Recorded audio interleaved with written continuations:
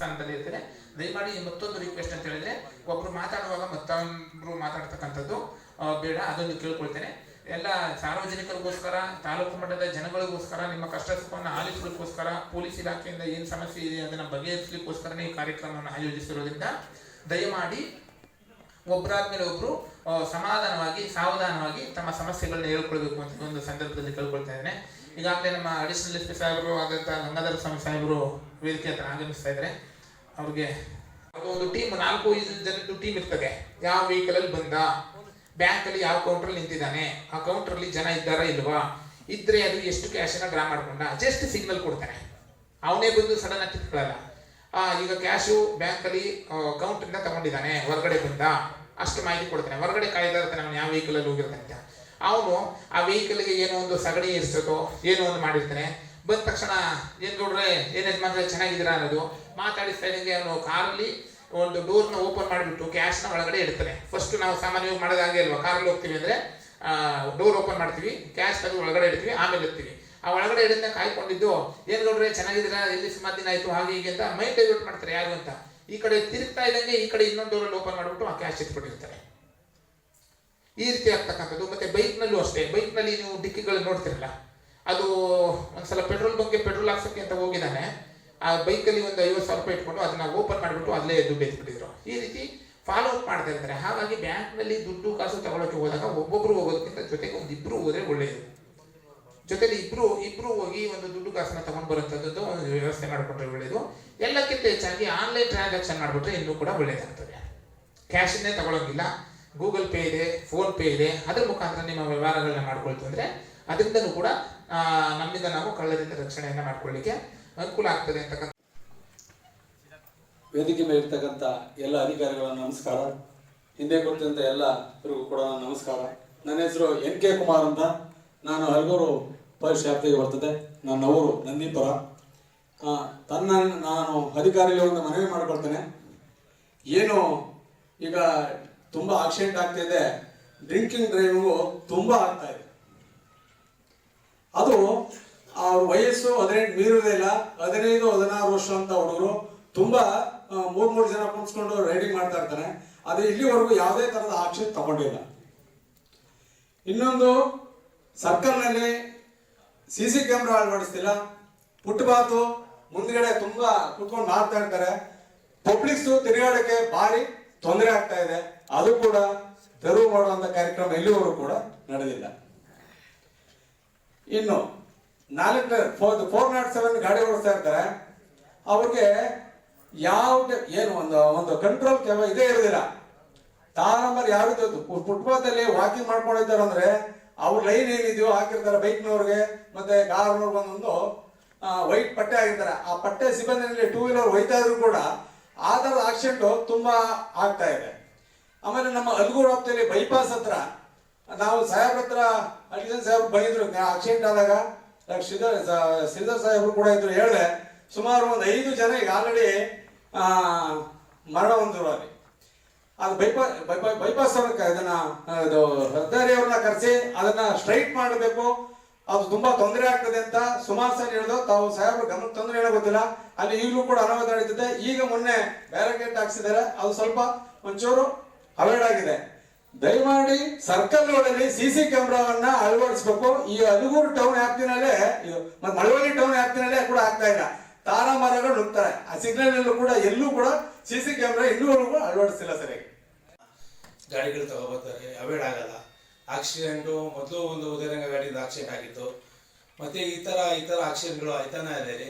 ಆದರೆ ಅದು ಈ ಟೌನ್ ವ್ಯಾಪ್ತಿ ನಮ್ಮ ಪೊಲೀಸ್ ಠಾಣೆಗೂ ಇದು CCTV ಕ್ಯಾಮ್ರಾ ಅಳವಡಿಸೋಕ್ಕೆ ಮಾತು ಆಡಿದ್ರು. ಅದು ಕೂಡ ಅದು ಸಂಪೂರ್ಣವಾಗಿ ಮಾಡಲಿಲ್ಲ. ಅದರಿಂದ ಬಸ್ ಬೇ ನಮ್ಮ ಗೌರ್ಮೆಂಟ್ ಹಾಸ್ಪಿಟ್ಲ್ ಎದುರುಗಡೆ ಏನು ಬಸ್ ಬೇ ಕೊಟ್ಟಿದ್ದೀರಿ, ಆ ಜಾಗ ಸ್ಥಳ ಕಮ್ಮಿ. ಅದು ಆ ಬಸ್ ಬೇ ನಿಲ್ಲಿಸಿ ಅಲ್ಲಿ ಜನ ಹತ್ತೋಕೆ ಭಾಳ ಕಷ್ಟ. ಮತ್ತು ಈ ಗೌರ್ಮೆಂಟ್ ಗಾಡಿಗಳು ಏನಂದರೆ ಯಾರು ಒಬ್ಬ ಪ್ಯಾಸೆಂಜರ್ ರೀತಿ ಕೈ ಅಡ್ಡಿದ್ರು ಮಧ್ಯ ರೋಡಲ್ಲೇ ಗಾಡಿ ನಿಲ್ಲಿಸ್ತಾರೆ. ಹಿಂದ್ಗಡೆಯಿಂದ ಬರೋರು ಹಿಂದ್ಗಡೆಯಿಂದ ಬಸ್ ಹೊಡಿಬೇಕು. ಮತ್ತು ಸಂತೋಷ್ ಬುಕ್ ಹೌಸ್ ಹತ್ರ ಆ ರನ್ನಿಂಗ್ ಇದೆ, ಲೆಫ್ಟ್ ಟರ್ನಿಂಗು. ಅಲ್ಲಿ ಏನು ಮಾಡ್ತಾರೆ, ಗಾಡಿಗಳು ನಿಲ್ಲಿಸ್ಬಿಟ್ಟು ಬಸ್ಗಳು ಅಡ್ಡ ನಿಲ್ಲಿಸ್ತಾರೆ ಗೌರ್ಮೆಂಟ್ ಬಸ್ಗಳು. ಭಾಳ ದಿವಸ ನಾನು ಟೌನ್ ಪೊಲೀಸ್ ಸ್ಟೇಷನ್ ನಾನು ಎಲ್ಲರಿಗೂ ಹೇಳಿದ್ದೀನಿ, ಆದರೂ ಕೂಡ ಅದ್ರ ಬಗ್ಗೆ ಯಾವುದೂ ಕ್ರಮ ವಹಿಸಿಲ್ಲ. ಸ್ಥಿತಿಯಾಗಿದೆ. ದಯವಿಟ್ಟು ಇಡೀ ತಾಲೂಕಿನಾದ್ಯಂತ ಒಂದು ಊರಿನ ಪ್ರಾಬ್ಲಮ್ ಅಲ್ಲ ಇದು, ಇಡೀ ತಾಲೂಕಿನಾದ್ಯಂತ ಮಕ್ಕಳಿಗೆ ತುಂಬ ತೊಂದರೆ ಇರ್ತದೆ. ಜೊತೆಗೆ ತಮ್ಮ ಇದರಲ್ಲಿ ಹೇಳೋದೇನೆಂದರೆ, ದಯವಿಟ್ಟು ನೀವು SP ಸಾಹೇಬರು, ನಮ್ಮ ಜಿಲ್ಲಾ ವರಿಷ್ಠಾಧಿಕಾರಿಗಳು, ನಮ್ಮ KSRTC ಡಿಪೋ ಮ್ಯಾನೇಜರ್ಗೋ ಅಥವಾ KSRTC ಇವ್ರಿಗೋ ಹೇಳಿ ನಮಗೆ ಬಸ್ಸನ್ನ ಎಕ್ಸಸ್ ಮಾಡಿಸ್ಕೊಳ್ಬೇಕು. ಜೊತೆಗೆ ಪ್ರತಿ ಬಸ್ ಸ್ಟ್ಯಾಂಡ್ ಮಕ್ಕಳು ಹತ್ತುವಂಥ ಬಸ್ ಸ್ಟ್ಯಾಂಡ್ ಅದು, ಉದಾಹರಣೆಗೆ ಮಳವಳ್ಳಿ, ಕಿರ್ಗಾವ್ಲು, ಅಲ್ಗೂರು ಇಂಥ ವ್ಯಾಪ್ತಿಯಲ್ಲಿ ಭಾರಿ ಹಿಂಸೆ ಆಗ್ತಾ ಇದೆ. ಇಲ್ಲಿಂದ ದೊಡ್ಡಿಗೆ ಬೇಕಾದಷ್ಟು ಜನ ಮಕ್ಕಳು ಹೋಗ್ತಾರೆ, ಅಲ್ಲಿಂದ ಬರೋಕ್ಕೂ ತೊಂದರೆ ಆಗ್ತಾ ಇದೆ, ಇಲ್ಲಿಂದ ಹೋಗೋಕ್ಕೂ ತೊಂದರೆ ಆಗ್ತಾ ಇದೆ.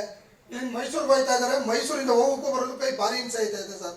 ದಯವಿಟ್ಟು ಈ ಸಮಸ್ಯೆನ ನೀವು ಯಾವ ರೀತಿ ಬಗೆಹರಿಸ್ಕೊಡ್ತೀರೋ ಅಂತ ಗೊತ್ತಿಲ್ಲ, ದಯವಿಟ್ಟು ನಮಗೋಸ್ಕರವಾಗಿ ಇದೊಂದು ಕೆಲಸ ಮಾಡಿಕೊಡಿ ಸರ್. ಅಲ್ಲಿ ಜನಸಂಪರ್ಕ ಸಭೆಯನ್ನು ನಾವು ಹಮ್ಮಿಕೊಂಡಿದ್ದೀವಿ. ಈ ಸಭೆಗೆ ತಾವೆಲ್ಲ ಹೆಚ್ಚಿನ ಸಂಖ್ಯೆಯಲ್ಲಿ ಆಗಮಿಸಿದರೆ ತಮಗೆ ನಾನು ವೈಯಕ್ತಿಕವಾಗಿ ನಮ್ಮ ಜಿಲ್ಲಾ ಪೊಲೀಸ್ ವತಿಯಿಂದ ಹಾರ್ದಿಕ ಅಭಿನಂದನೆಗಳನ್ನು ಸಲ್ಲಿಸ್ತೀನಿ. ಈ ಒಂದು ಜಿಲ್ಲೆಗೆ SP ಆಗಿ ಚಾರ್ಜ್ ತಗೊಂಡ ಮೇಲೆ ನಾನು ಈ ಒಂದು ಭಾಗಕ್ಕೆ ಹೊಸಬನಾಗಿದ್ದರಿಂದ ಪ್ರತಿಯೊಂದು ಕಡೆಗಳಲ್ಲಿ ಎಲ್ಲ ಸಂಚರಿಸಿ ಎಲ್ಲಿ ಏನು ಸಮಸ್ಯೆ ಇದೆ, ಆಮೇಲೆ ಎಲ್ಲಿ ಏನಾದರೂ ಇಂಪ್ರೂವ್ಮೆಂಟ್ ಏನಾದರೂ ಮಾಡಲಿಕ್ಕೆ ಸಾಧ್ಯ ಇದೆ ಅಂತೇಳಿ ಎನ್ನುವ ಒಂದು ದೃಷ್ಟಿಯಿಂದ ನಾನು ಪ್ರತಿದಿನ ಎಲ್ಲ ಕಡೆ ಓಡಾಡ್ತಾ ಇದ್ದೀನಿ. ಆ ಒಂದು ಹಿನ್ನೆಲೆಯಲ್ಲಿ ಫಸ್ಟ್ ಟೈಮ್ ನಾನು ಈ ಒಂದು ಜನಸಂಪರ್ಕ ಸಭೆನ ಇಲ್ಲಿಂದನೇ ನಾವು ಸ್ಟಾರ್ಟ್ ಮಾಡ್ತಾ ಇದ್ದೀವಿ. ಇದಕ್ಕೆ ತಮ್ಮೆಲ್ಲರ ಒಂದು ಸಹಕಾರನ ಕೋರ್ತೀನಿ. ಮುಂದಿನ ದಿನಗಳಲ್ಲಿ ಸಹಿತ ನಾವು ಪ್ರತಿ ಒಂದು ವಾರ ಪ್ರತಿ ತಾಲೂಕಿನಲ್ಲಿ ಒಂದು ಜನಸಂಪರ್ಕ ಸಭೆಯನ್ನು ನಮ್ಮ ಇಲಾಖೆಯಿಂದ ಮಾಡ್ತೀವಿ.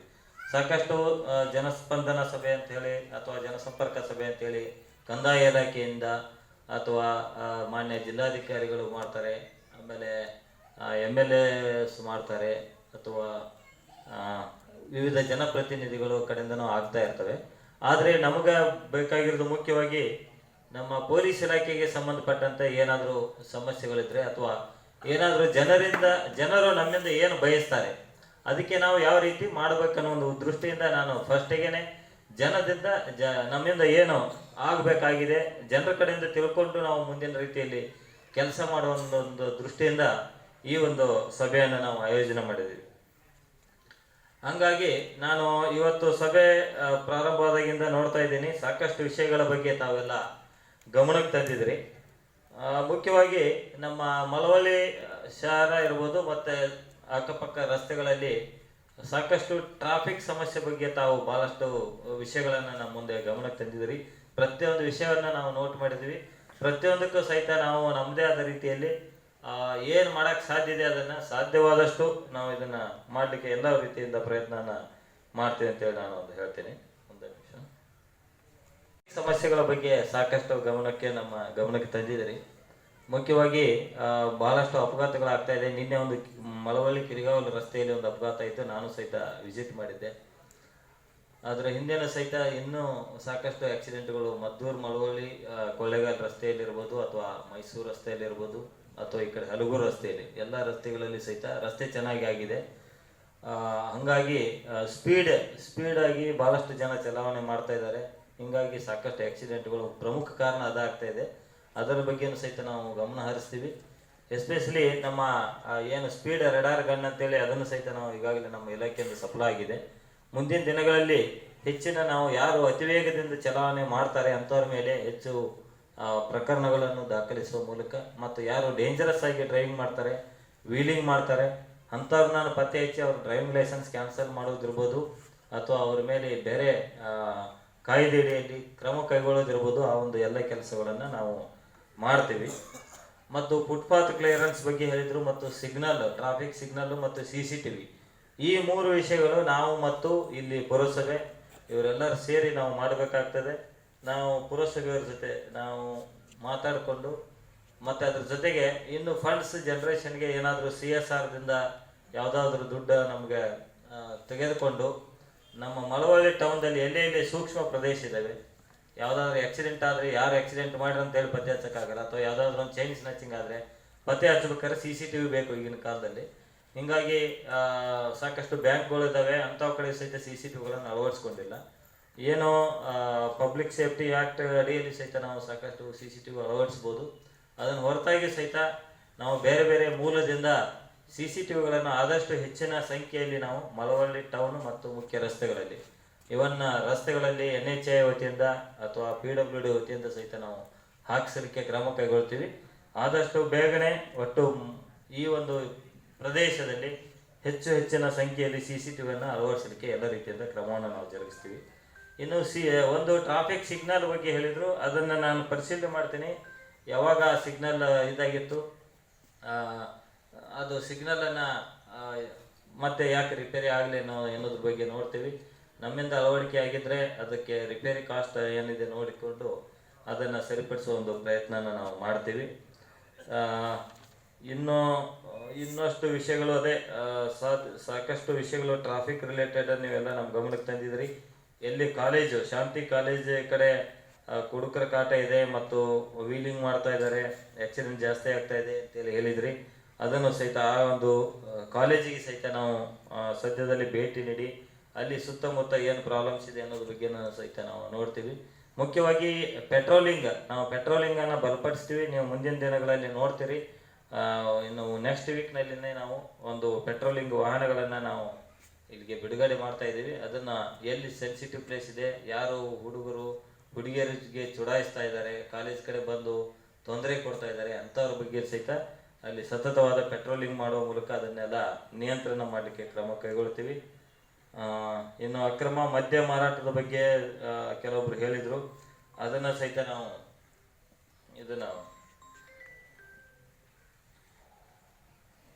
ಎಕ್ಸೈಸ್ ಡಿಪಾರ್ಟ್ಮೆಂಟ್ದವರು ಒಂದು ಜೊತೆಗೆ ಸೇರಿಕೊಂಡು ಎಲ್ಲೆಲ್ಲಿ ಅಕ್ರಮವಾಗಿ ಮದ್ಯ ಮಾರಾಟ ಮಾಡ್ತಾ ಇದ್ದಾರೆ ಅವರಿಗೂ ಸಹಿತ ಸ್ಟ್ರಿಕ್ಟ್ ಆಗಿ ವಾರ್ನಿಂಗ್ ಅನ್ನು ಕೊಡ್ತೀವಿ. ಅವರು ಇಲಾಖೆಯಿಂದ ಅವರು ಕಂಟ್ರೋಲ್ ಮಾಡಬೇಕಾಗ್ತದೆ. ನಾವು ಸಹಿತ ಹೆಚ್ಚಿನ ಕೇಸನ್ನು